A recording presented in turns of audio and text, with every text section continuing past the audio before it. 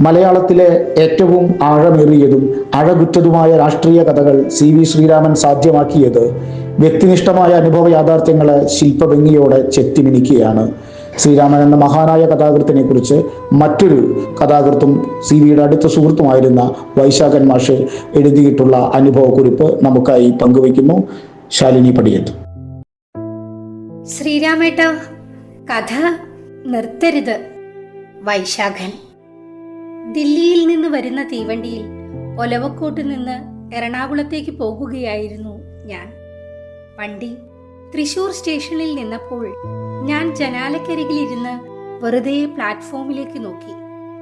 ഒരു മിന്നായം പോലെ കടന്നു പോകുന്ന പരിചിത മുഖം. ഇത് നമ്മുടെ വി ശ്രീരാമൻ അല്ലേ? ഞാൻ ഉറക്കെ വിളിച്ചു. ശ്രീരാമൻ മടങ്ങി വന്ന് എനിക്കെതിരെ നിന്നു. കയ്യിൽ ഒരു കാലൻ കുട, മറുകൈയിൽ ഒരു മുഷിഞ്ഞ തുണിസഞ്ചി. ഷർട്ടും മുണ്ടുമൊക്കെ ഒരുവിധം മുഷിഞ്ഞിട്ടുണ്ട്.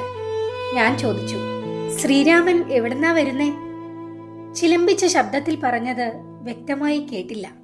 നഗർ എന്ന് മാത്രം കേട്ടു. ഞാൻ വീണ്ടും ചോദിച്ചു, എവിടെന്നാ? ഞാൻ ശ്രീനഗറിൽ നിന്ന് വരികയാ. എനിക്ക് വിശ്വസിക്കാൻ കഴിഞ്ഞില്ല. ഒരു സഞ്ചിയും കുടയുമായി ശ്രീനഗറിൽ നിന്നും വരിക. ശ്രീരാമൻ വിശദീകരിച്ചു, ഇവിടത്തുകാരനൊരു കക്ഷിയാ, അയാളുടെ ബിസിനസ് അവിടെയാ. ഒരു കേസ് ഉണ്ടായിരുന്നു, ഞാനാ വാദിച്ചത്. കേസ് ജയിച്ചു. ഫീസായി ശ്രീനഗർ യാത്രയാ അയാൾ തരപ്പെടുത്തിയത്. അങ്ങനെ പോയിട്ടുള്ള വരവാ.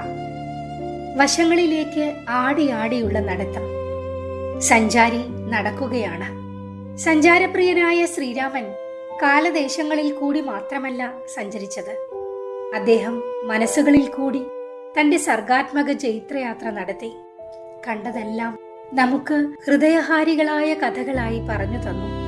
വസ്തുക്കൾ അപഹരിക്കപ്പെട്ടവരുടെ കഥകൾ, ഒട്ടുചെടിയായി തീർന്ന മനുഷ്യരുടെ കഥകൾ, പാപബോധം കൊണ്ട് വ്യഥ പൂണ്ട് ക്ഷേത്രങ്ങളിൽ അഭയം തേടുന്നവരുടെ കഥകൾ.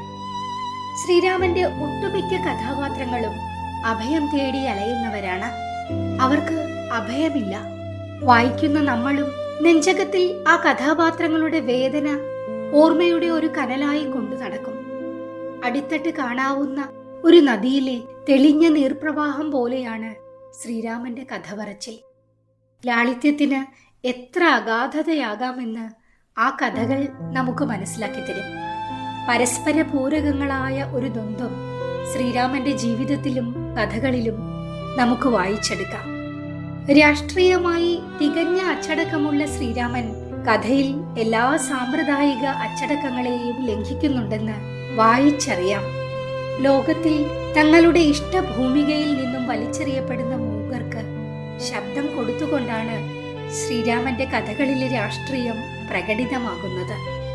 താൻ വിശ്വസിക്കുന്ന പ്രസ്ഥാനം ആവശ്യപ്പെടുന്ന അച്ചടക്കത്തിന് വിധേയമായി ജീവിക്കുകയും എല്ലാ അച്ചടക്കങ്ങളെയും മറികടക്കുന്ന സർഗാത്മകതയിൽ വ്യാപരിക്കുകയും ചെയ്യുന്ന ദ്വന്ദ്വം ശ്രീരാമനിൽ സംഘർഷങ്ങൾ സൃഷ്ടിച്ചിരിക്കാം. ആ സംഘർഷത്തിൽ നിന്നും രചനയുടെ സ്വാതന്ത്ര്യത്തിലേക്ക് അഭയം തേടിയിരുന്ന എഴുത്തുകാരനായിരുന്നു ശ്രീരാമൻ. നെഹ്റുവിനെ കുറിച്ച് അർണോൾഡ് ടൊയൻബി എഴുതിയത് ഓർക്കുന്നു.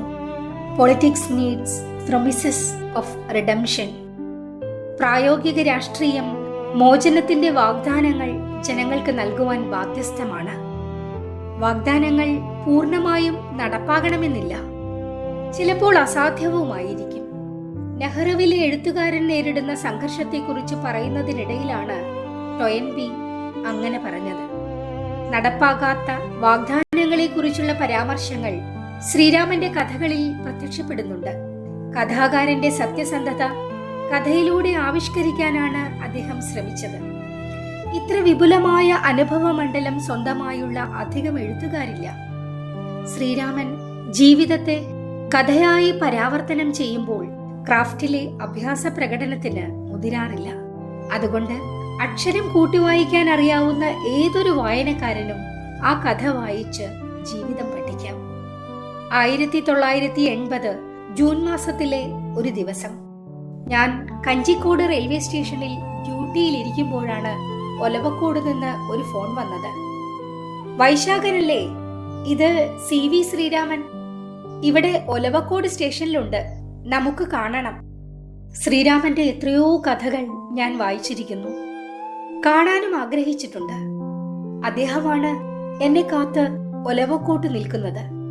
അടുത്ത പാസഞ്ചർ വണ്ടിയിൽ ഞാൻ ഒലവക്കോട്ടെത്തി. ഒലവക്കോട് ഇറങ്ങിയപ്പോൾ പഴയ സ്റ്റേഷന്റെ വിശാലമായ മുറ്റത്ത് സോഡാ ഗ്ലാസിലൂടെ തുറിച്ചു നോക്കി നിൽക്കുന്നു എൻ്റെ ജ്യേഷ്ഠ സഹോദരൻ. ഞങ്ങൾ പരസ്പരം തിരിച്ചറിഞ്ഞു. ഒരു കെട്ടിപ്പിടുത്തം, പിന്നെ ആവേശത്തോടെ ഏറെ നാൾ പിരിഞ്ഞിരുന്നവർ കണ്ടുമുട്ടിയ ലഹരിയോടെ വർത്തമാനം പറഞ്ഞ് നടന്നു. ഒരുപാട് കഥകൾ അന്നു മുതൽ പലപ്പോഴായി ശ്രീരാമൻ എന്നോട് പറഞ്ഞിട്ടുണ്ട്. ശ്രീരാമേട്ടാ, കഥ നിർത്തരുത്. അയനം സാംസ്കാരിക വേദിയുടെ 16ാമത് അയനം CV ശ്രീരാമൻ കഥാ പുരസ്കാരം കഥാകാരി സിത്താര എസിന് ഒക്ടോബർ 10 വെള്ളിയാഴ്ച രാവിലെ 11 മണിക്ക് തൃശൂർ കോഓപ്പറേറ്റീവ് കോളേജ് ഓഡിറ്റോറിയത്തിൽ വെച്ച് ആദരണീയനായ കഥാകാരൻ വൈശാഖൻ സമ്മാനിക്കുന്നു. എല്ലാ പ്രിയപ്പെട്ടവരെയും ചടങ്ങിലേക്ക് ഹൃദയപൂർവ്വം സ്വാഗതം ചെയ്യുന്നു.